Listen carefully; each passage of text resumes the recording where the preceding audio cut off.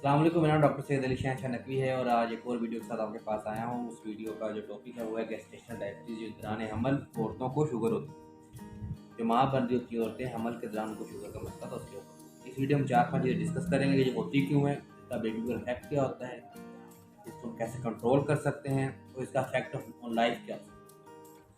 सबसे पहले ये होती क्यों है, मसल एक्चुअली मदर के पेट में जो फीटस होता है या बेबी होता है उसको न्यूट्रिशन की ज़रूरत होती है और इंसुलिन एक इंपॉर्टेंट केमिकल है जिसम के अंदर मौजूद होता है। जो इंसुलिन होती है वो हमारे सेल्स के अंदर ग्लूकोज अपटेक करवाती है, उसको यूटिलाइज करवाती है इस्तेमाल। जब ग्लूकोज इस्तेमाल होएगी तो यार जारी बात है बेबी को लेस ग्लूकोज जाएगी जो बॉडी में भी हम बॉडी में इस्तेमाल होगी। तो नेचुरली फीमेल के अंदर एक रेजिस्टेंस डेवलप हो जाती है। उसकी वजह से क्या होता है, बेबी को ज़्यादा ग्लूकोज जाती है तो बेबी को ज़्यादा न्यूट्रिशन मिलनी चाहिए।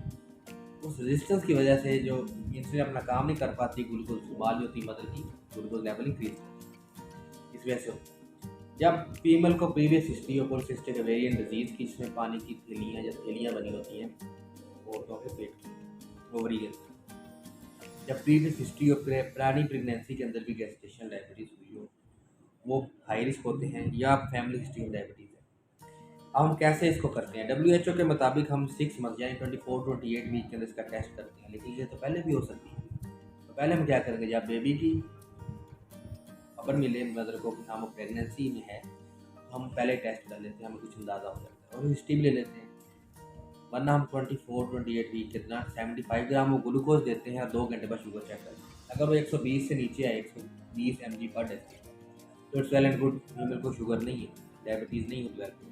अगर 140 से 160, 120 से 140 के दरमियान में हो, सॉरी 120 से 140 mg पर डेसीलीटर के दरमियान में हो, तो फिर हम उसको प्री डायबिटिक कंसिडर कर सकते हैं। उसकी लाइफ स्टाइल चेंज करते हैं, उसको एहतियात कह देते हैं, अपनी एहतियात करे और कुछ मेंटेन करे अपनी लाइफ स्टाइल। और अगर वो 140 से ऊपर हो तो हम उसको कहते हैं फीमेल को डायबिटीज़ है, तो उसको हम कंट्रोल करने के लिए वेरियस स्टेप्स, उसमें मेडिकेशन आ सकती है, उसमें लाइफ स्टाइल चेंज हो सकते हैं, अच्छे न्यूट्रिशन से रब्ता हो सकता है, अच्छा न्यूट्रिशनिस्ट हो जो उसको अपने फूड प्लान दे। और सबसे बढ़कर पेशेंट अपनी लाइफ में डिसिप्लिन लाए, टाइम से दवाई ले, योगा करे, डाइट ले, वो डाइट मेंटेन करे। जब लाइफ में डिसिप्लिन होगा तो हम बीमारी से दूर होंगे। अब इसका बेबी पे इफेक्ट क्या होता है? बेबी पे इफेक्ट ये होता है कि हमें बहुत सी औरतें कहती हमारे ये बच्चा हुआ था, बड़ा हेल्दी हुआ था, 4 kg का, 5 kg का हुआ था। जब वो मसले होते हैं फिर हमारे कान खड़े हो जाते हैं। कान खड़े होने का मतलब ये है कि हम सोचते हैं कि यार ऐसा क्यों हुआ, ये क्यों हुआ है, यानी क्योंकि बच्चे को अच्छी न्यूट्रिशन मिलेगी, बच्चा ग्रोथ होगा, फीमेल डायबिटीज़ तो नहीं होगी। या बेबी इफेक्ट ये हो सकता है, बच्चे का अबॉर्शन हो सकता है, मिस कैरेज हो सकता है, कोई इफेक्ट आ सकता है, जेनेटिकल इफेक्ट आ सकता है, या स्टिल बर्थ हो सकता है। स्टिल बर्थ यानी बच्चा 8-9 मंथ बेबी ग्रोथ का अचानक ग्रोथ स्टॉप होगी और वो मोमेंट भी बंद, या और इस तरह के मसले हो सकते हैं। और जो डिलीवरी का प्रोसेस होता है डायबिटिक मदर्स के अंदर, वो हो सकता है लेकिन ज़्यादा चांसेस सिजेरियन का बेबी ज़्यादा हेल्दी होता है। तो ये चीज़ें हैं।